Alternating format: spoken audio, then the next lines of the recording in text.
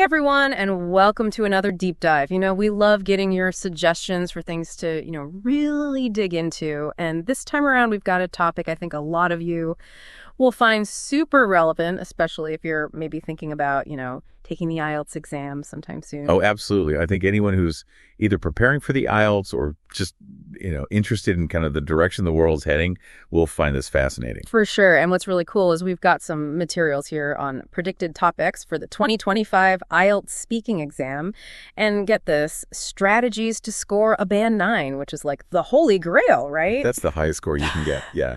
So these strategies are definitely worth paying attention to. Absolutely. And what I really love about this is how these topics aren't just, random things. They're like a snapshot of what's actually happening in the world right now. It's like prepping for the exam is also prepping for life in 2025 and beyond. You know what I mean? I totally agree. It's about understanding the big picture and the forces shaping our world, which is probably what the examiners are looking for too. Exactly. So let's jump right in, shall we? One of the biggies here is technology and AI. And we've all heard about AI, right? But this goes beyond just, self-driving cars and stuff.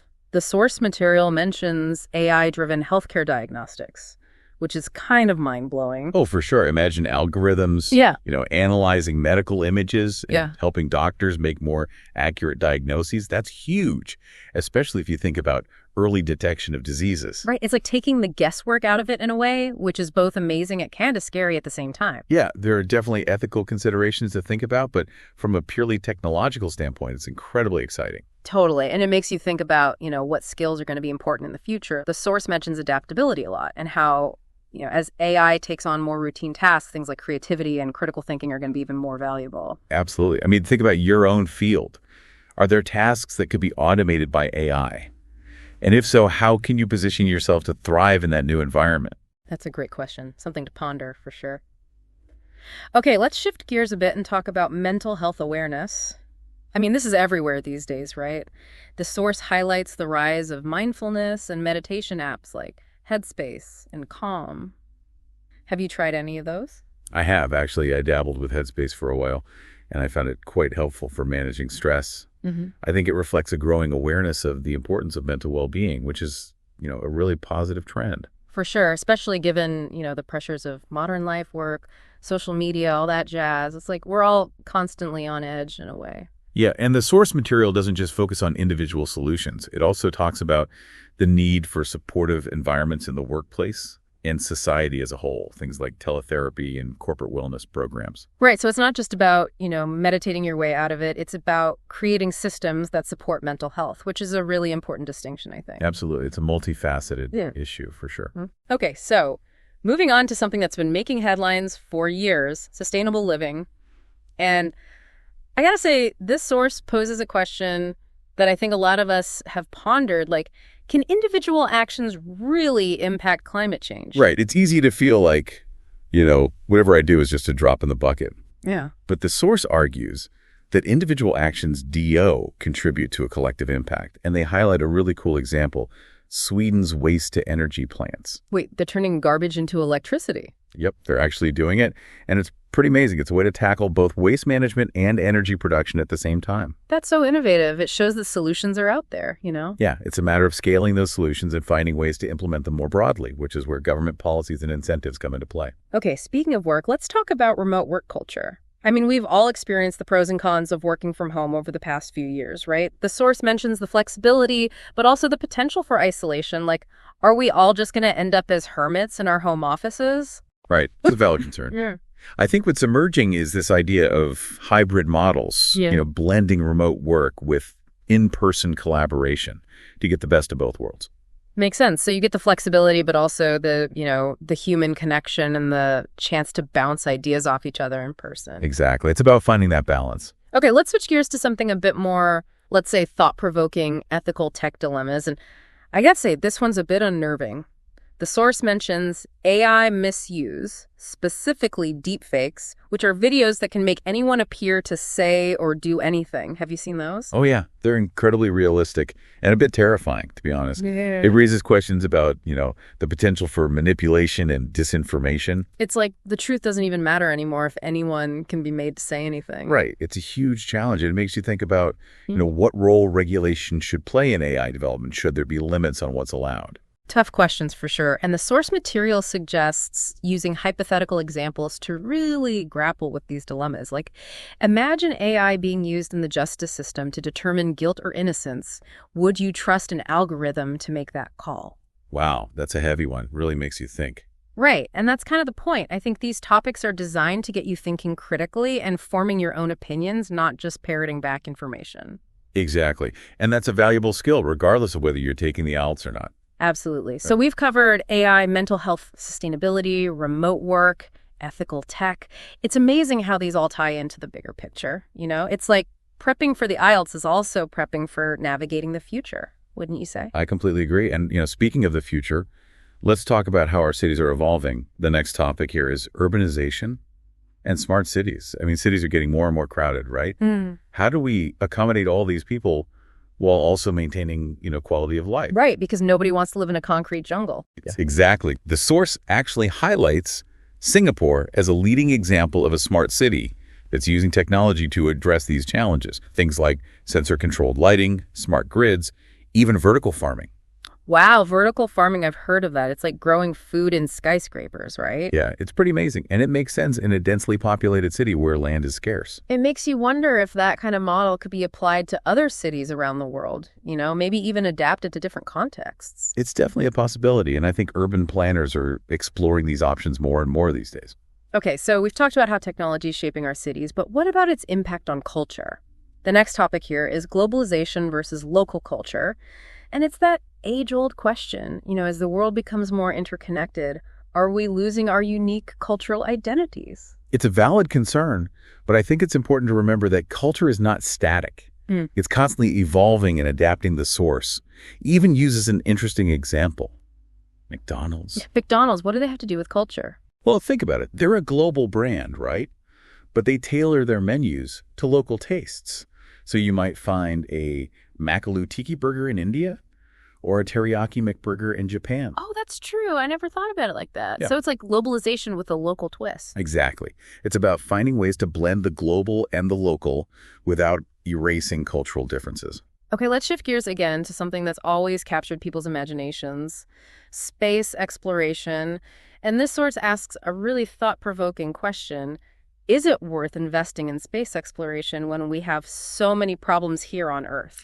Yeah, that's a tough one. It's the classic argument of, why spend money on exploring the cosmos when we have poverty and hunger and climate change to deal with? Right, and there's no easy answer. I guess it depends on whether you believe that pushing the boundaries of human knowledge and exploring the unknown is inherently valuable, even if it means delaying solutions to some of our more immediate problems. Exactly. And the SpaceX Mars mission is a perfect example of this debate. It's incredibly ambitious and inspiring, but also incredibly expensive. For sure. So where do you stand on this one? Is space exploration worth it? That's a tough one. I'm still wrestling with it myself. I think there's value in both perspectives, and it's about finding a balance, Yeah, it's not an either situation for sure. Okay, so we've covered a lot of ground here. AI, mental health, sustainability, remote work, ethical tech, smart cities, globalization, and space exploration. Phew, I'm exhausted just listing them all. Me too. It's amazing how these topics are all connected, though, It's like prepping for the IELTS is also prepping for understanding the world we live in. I totally agree. It's like a crash course in 21st century living. Exactly. And we're not even done yet. We've got a whole other set of topics to dive into, so buckle up. Let's do it. Bring on part 2. It's interesting how all these topics are kind of intertwined. We were talking about AI and ethical dilemmas. And it made me think about this next one, digital privacy. I mean, it's something we all think about, right? Especially with all the data breaches and stuff. Oh, totally. I'm always like a little paranoid about, my information being out there, especially online. It's like you never know who's watching. Right. And the source materials mention some practical steps you can take, like using two-factor authentication and VPNs. Have you ever used those? I've heard of them, but I gotta be honest, I'm not really sure how they work or if I'm even using them properly. It's all a bit confusing sometimes. Yeah, it can be a bit techy. Yeah. but they're definitely worth looking into. The source emphasizes the importance of digital literacy. Yeah. Understanding how to protect yourself online. Right. It's like you need a whole other degree just to navigate the digital world safely these days. It's true. Yeah. But even just being aware of the risks is a good first step. Okay, so digital privacy check. Now let's circle back to something that's probably top of mind for you right now. The IELTS exam itself. Your source material actually goes into some pretty specific strategies for achieving a Band 9 score, which is like the ultimate goal, right? Absolutely. It's the highest score you can get, and it's not easy to achieve. But the source breaks down some really helpful tips and techniques. Like what, for example? Well, one thing that stood out to me was this idea of Band 9 templates, which are basically frameworks for structuring your responses. So you hit all the key points the examiners are looking for. Oh, that's interesting. So it's like a blueprint for a perfect answer. In a way, yeah. But it's important to remember that these templates are not meant to be memorized and regurgitated verbatim. So it's not about sounding like a robot. Exactly. It's about using the templates as a starting point and then personalizing them with your own ideas and examples and vocabulary. Make them your own. Right. So let's say the examiner asks, what are the potential benefits and drawbacks of artificial intelligence? How would you use a template to answer that? Well, you could start by acknowledging the transformative potential of AI. Maybe mention its applications in healthcare or manufacturing. Then you could transition to discussing the potential downsides like job displacement or ethical concerns. The key is to present a balanced and nuanced perspective, showing that you've really thought about the issue from multiple angles. That makes sense. So it's not just about having the right answer. It's about showing how you think. Precisely. And the source material also mentions specific vocabulary, words, and phrases that can enhance your responses. For example, for the technology and AI topic. It suggests using terms like machine learning or algorithmic efficiency. But you wouldn't just throw those words in randomly, right? No, of course not. Yeah. It's about using them appropriately. Yeah. In a way that demonstrates your understanding of the topic, not just your vocabulary. Got it. So it's all about context and using the right words in the right way. Exactly. And don't forget about intonation. Even though this is a speaking test, your voice is your instrument, vary your pitch and pace to emphasize certain words and phrases. Use pauses for dramatic effect. So it's like storytelling in a way. Absolutely. You want to keep the listener engaged and draw them into your narrative. Okay, so we've got templates, vocabulary, intonation. What else? Well, the source material also goes into specific tips for each topic, like for sustainable living. It suggests focusing on concrete actions and solutions rather than just talking about the problem in general terms. So instead of saying we need to reduce our carbon footprint, I could talk about specific ways to do that, like using public transport or reducing energy consumption at home. Exactly. Yeah. Or you could mention real-world examples like those Swedish waste-to-energy plants we talked about earlier. That kind of detail can really impress the examiners. Makes sense. So it's about showing that you've done your research and you're not just spouting off generic platitudes. Exactly. What about mental health awareness? Any tips for that one? Well, the source emphasizes the importance of speaking with empathy and understanding, Instead of just listing facts about mental health, you could share a personal experience or observation that demonstrates your awareness of the issue. That's a great idea. So maybe talk about how you've used mindfulness techniques to manage stress, or how you've noticed a shift in the conversation around mental health in recent years. Exactly. Or perhaps you could discuss how schools or workplaces are implementing initiatives to support mental well-being. The key is to show that you're genuinely engaged with the topic, Yeah, authenticity is important. And what about remote work culture? Any insights there? Well, the source suggests focusing on the evolving nature of work and the emergence of those hybrid models we talked about earlier. Yeah. The blend of remote and in-person collaboration. Right. You could talk about the benefits of remote work, like flexibility and work-life balance, but also acknowledge the potential downsides, like social isolation or communication challenges. So again, it's about presenting a balanced perspective, showing that you've considered both sides of the coin. Exactly. And you could even tie this into the discussion about technology and AI by mentioning how automation is changing the nature of work and the skills that will be in demand in the future. Right. Because those are all connected in a way. Absolutely. And the source material emphasizes that making those connections and showing a broader understanding of the issues can really impress the examiners. Okay, so it's not just about answering each question in isolation. It's about weaving together different ideas and showing how they relate to each other. Exactly. It's about demonstrating that you can think critically and connect the dots. Now, what about ethical tech dilemmas? What kind of advice does the source have for tackling that one? Well, it emphasizes the importance of avoiding simplistic answers or overly definitive statements. The ethical implications of technology are complex, and there are often no easy solutions. Right, because it's not always black and white. There are a lot of gray areas. Exactly. The source suggests using hypothetical scenarios to illustrate your points. For example, you could ask the examiner to imagine a world where AI makes decisions about hiring or lending, and then discuss the potential consequences of such a scenario. Oh, that's interesting. So it's about getting the examiner to think about the issue in a new way. Precisely. And the source material even suggests using rhetorical questions to stimulate the examiner's thinking and demonstrate your own intellectual curiosity.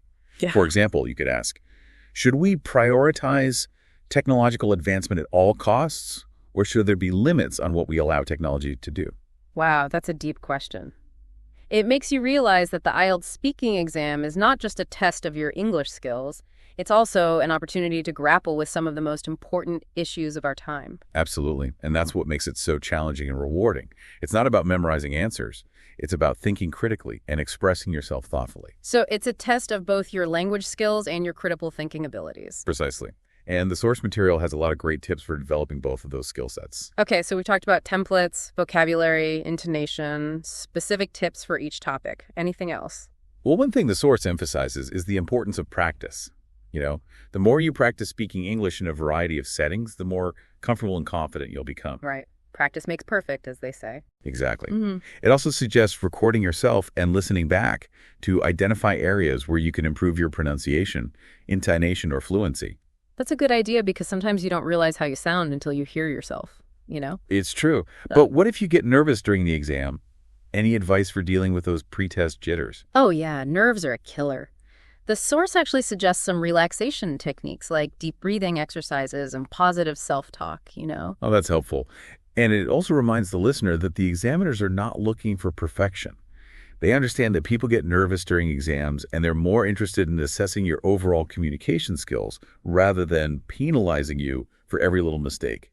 That's reassuring to hear because I think a lot of people get hung up on the idea of speaking perfectly, It's understandable, but it's important to remember that communication is about conveying meaning, not about being grammatically flawless. Right. It's about getting your message across clearly and effectively. Exactly. And what if your mind goes blank during the exam and you can't remember a specific word or phrase? Oh, that's my worst nightmare. I would totally freeze up. The source actually encourages you to stay calm and try to paraphrase, use simpler language or find another way to express your idea. The examiners will appreciate your ability to think on your feet and find alternative ways to communicate. So don't panic. Just try to work around it. Exactly. Yeah. It's about being resourceful and adaptable. Okay, so we've covered a lot of ground here, from Band 9 templates to strategies for handling exam anxiety. Is there anything else we should mention before moving on? One final thought from the source material is that the IELTS speaking exam is not just about achieving a high score.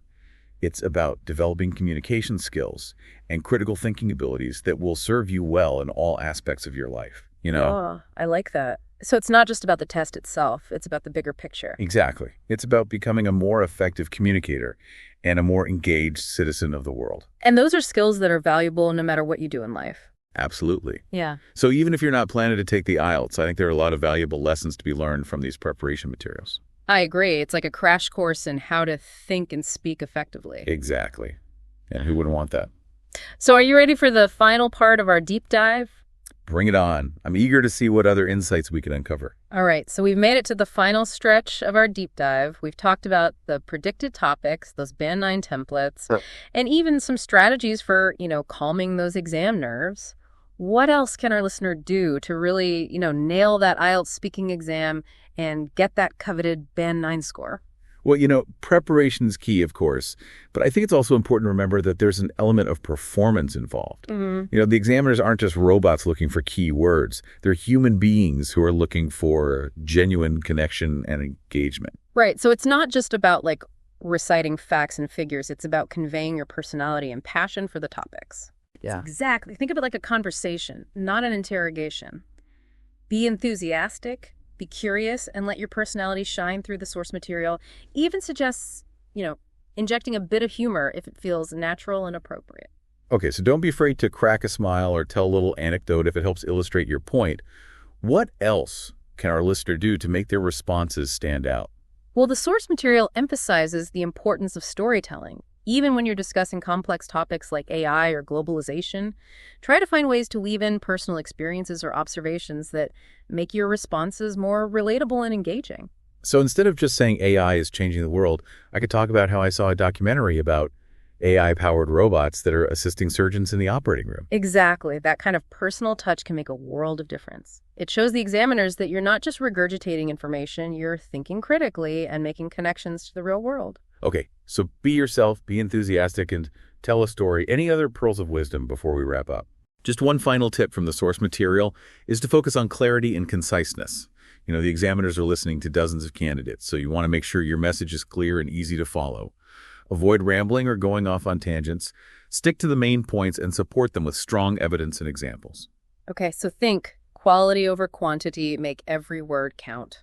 Well, we've covered a lot of ground in this deep dive, from the predicted topics to the Band 9 strategies and even some tips for calming those pre-exam jitters. I gotta say, I'm feeling a lot more confident about tackling that IELTS speaking exam now. Me too, and I think our listener out there is well equipped to achieve their goals. Remember, the IELTS is not just a test. It's an opportunity to showcase your communication skills and your understanding of the world around you. Embrace the challenge, be confident, and let your voice be heard. That's a great way to put it. And remember, listener, we're cheering you on every step of the way. We have no doubt that you're going to rock that IELTS speaking exam and achieve all your goals. So go out there, shine bright, and let the world hear your amazing voice. And remember, learning is a lifelong journey. Even after you ace the IELTS, keep exploring, keep questioning, and keep sharing your unique perspective with the world. That's a perfect note to end on. Thanks for joining us on this deep dive, everyone. Until next time, happy practicing and best of luck on your IELTS journey.